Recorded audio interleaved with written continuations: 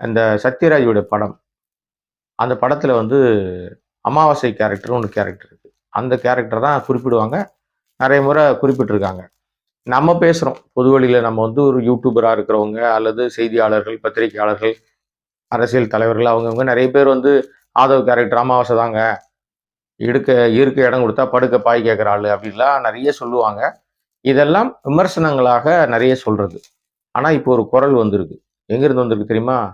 ஆதவ் ஒரு அமாவாசை. ஆதவ் இப்படி ஒரு கேரக்டர் இருக்குமான்னு நெனைக்கிற மாரியான ஒரு கதாபாத்திரத்தை சத்யராஜ் நடிச்சிருப்பாரு. அந்த கேரக்டர் தான் டிப்பிக்கல் அமாவாசை. இந்த வார்த்தையை ஒருத்தர் மிக தெளிவாக பொது மெயின் ஸ்ட்ரீம் மீடியாக்கள்ல பதிவு பண்ணியிருக்காரு. அதோடு மட்டும் இல்ல, ஆதவ் சூழ்ச்சிக்காரன். குடும்பத்துக்குள்ள பிரச்சனை ஏற்படுத்துகிறவன். எனக்கும் எங்க அப்பாவுக்கும் சண்டைய மூட்டி விட்டான். அவனுடைய பின்புலம் தெரியாமல் என் தங்கச்சிய கல்யாணம் பண்ணி குடுத்துட்டோம். என் சகோதரிய திருமணம் செய்து குடுத்துட்டோம்.